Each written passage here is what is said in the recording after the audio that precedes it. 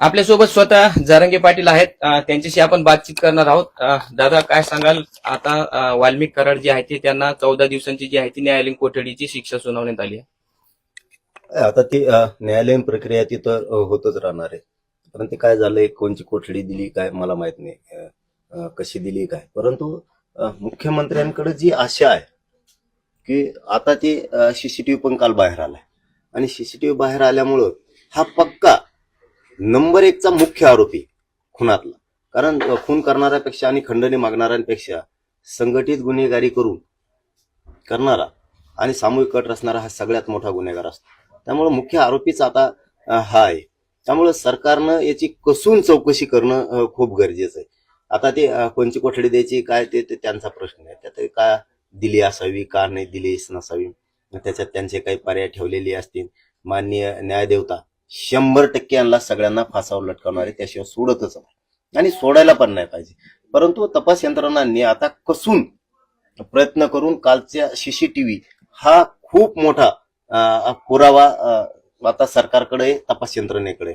त्यामुळं खंडणीतले आणि खुनातले हे आरोपी एक असल्यामुळे 302 लावून यांना सगळ्यांना मोका लावून 120 खाली सगळे घेऊन यांना कायमची सडत आता ठेवलं पाहिजे, यांची माती झाली पाहिजे. इथपर्यंत मात्र सरकारनं काम करावं. ज्यावेळेस खंडणीतले आणि खुनातले आरोपी फरार होते त्यावेळेस हे कोणत्या मंत्र्यांना बोलले, सरकारमधल्या कोणाकोणाला बोलले, यांना कोणी पाठीशी घातलं, कोणी साथ दिली, ते सुद्धा आरोपी झाले पाहिजेत. कोण मंत्री ते सुद्धा याच्यात घेतले पाहिजे. कारण एक जण काय सरकार चालवत नाही फडणवीस साहेबांचं, म्हणून त्यांनी कोणाची कदर करता कामा नये. कारण जनता एवढी येडी नाही. आता एवढे पुरावे असून जर तुम्ही सरकार म्हणून किंवा सरकारमधले मंत्री म्हणून आरोपींना जर पाठीशी घालणार असले तर याची किंमत सरकारला मोजावी लागणार आहे. राज्य बंद आम्हाला पाडावं लागणार आहे, नाविलाज होईल आमचा.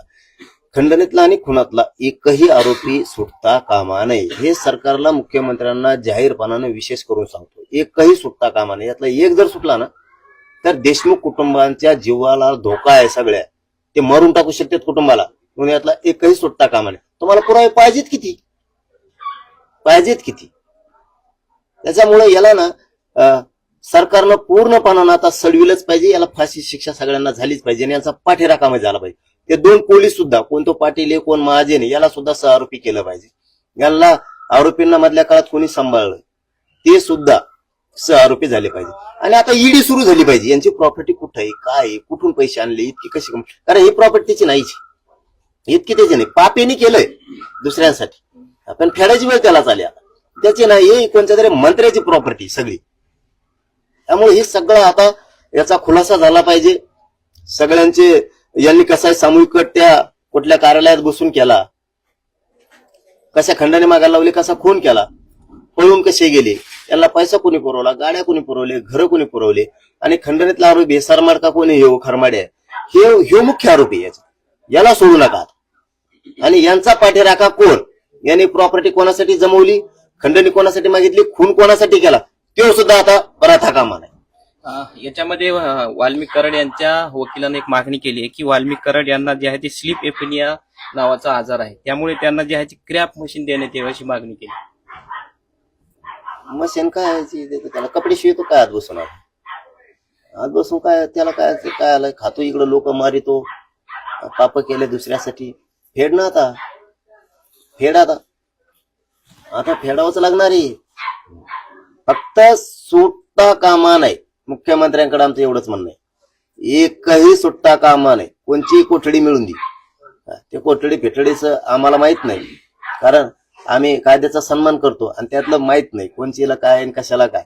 त्याच्यामुळं तो तपासाचा भाग आहे, न्यायदेवतेचा भाग आहे, न्याय मंदिराचा भाग आहे, तो न्यायालयाचा विषय. पण न्यायालय आता यांना कोणाला सोडणार नाही ही आशा आहे. आणि याच्या पलीकडची सगळ्यात मोठी आशा आणि अपेक्षा फडणवीस साहेबांकडून, कारण त्यांनी ना शब्द दिलेला की एकही आरोपी सुटू देणार, आणि त्या शब्दावरती मराठी शांत आहेत. मराठ्यांना पुन्हा छेडायचं काम मुख्यमंत्र्यांनी करू नये आणि मराठ्यांचा रोष अंगावर घेऊ पण नाही. याचं कारण आणखीन एक आहे की तुमच्या घरी फडणवीस साहेब देशमुख कुटुंब आलं होतं, हो, आणि ते तुमच्या आशेवरती की एक आरोपी सुटणार नाही. जर त्यातला सुटला ना, देशमुख कुटुंबाचा सगळ्या मर्र झाला म्हणून समजा. हो, आणि तुम्ही कुटुंब तुमच्या घरी आलेलं आहे, त्याच्यामुळे तुम्ही देशमुख कुटुंबाचा अपमान नाही करू शकत. तुम्ही बोलून घेऊन जर अपमान केला, एवढ्या मोठ्या मराठा समाजाचा जर अपमान केला तर त्याचे फळ तुम्हाला भोगावं लागणार. आणि आम्हाला आशा आहे की मुख्यमंत्री 100% यात मंत्री जरी असला त्यांच्या सरकारमधला आणि पुरी साखळी काढणार ही अशा अपेक्षा आहे. ती 100% पूर्ण करणार, सगळ्याला फासावर नेणार. न्यायालयीन कोठडीची शिक्षा सुनावली याचा अर्थ जामिनीचा जो आहे मार्ग तो मोकळा होईल असं वाटतं तुम्हाला? असलेलं मग जामीन आहे फेमीन न्याय देवता कसं काय जामीन दे? जामीन एवढी सोपी गोष्ट आहे का? मोक्यात ही 302 मध्ये बी येऊ. आता मुख्य आरोपी करणं तपास यंत्रणेनं गरजेचं येतो. गृहमंत्र्यांनी सुद्धा त्याला 302 मध्ये घेऊन आता मुख्य आरोपी त्याला करणं गरजेचं आहे. आणि जामीन फिमीन होत नसते. सरकारवरचा विश्वास उडून जाईल. एवढे पुरावे असून देशमुख कुटुंबाचं मर्डर होऊ शकतो. दिवाल धोका आहे त्यांच्या. एक बी आरोपी सुटला त्यातला तरी. त्यामुळं सरकार सोडित नसतं त्यांना. आता सरकारने जर सोडलं ना एवढे पुरावे असून मग सरकारचं संपलं. राज्य बंद केलं मग मग मुख्यमंत्र्याला कचका कळत मराठ्यांचा रोष काय असतो. पण हे होणारच नाही हे सुद्धा आम्ही खात्रीने सांगतो की मुख्यमंत्री याला एकालाही सोडत नाही. कारण कुटुंब घरी आलेले तुमच्या फडणवीस साहेबाचे, तुम्ही नाही आलेले देशमुख कुटुंबाच्या घरी. त्यामुळे इतका खून पचवण्याचा प्रयत्न मुख्यमंत्र्याकडून कधीच होणार नाही. आणि ते यांना सगळ्यांना फासावर लटकवतील ही सगळ्यांना आशा. अपेक्षा जर भंग झाली ना तर ही रोष परवडणारा मुख्यमंत्र्याला नसणार आहे.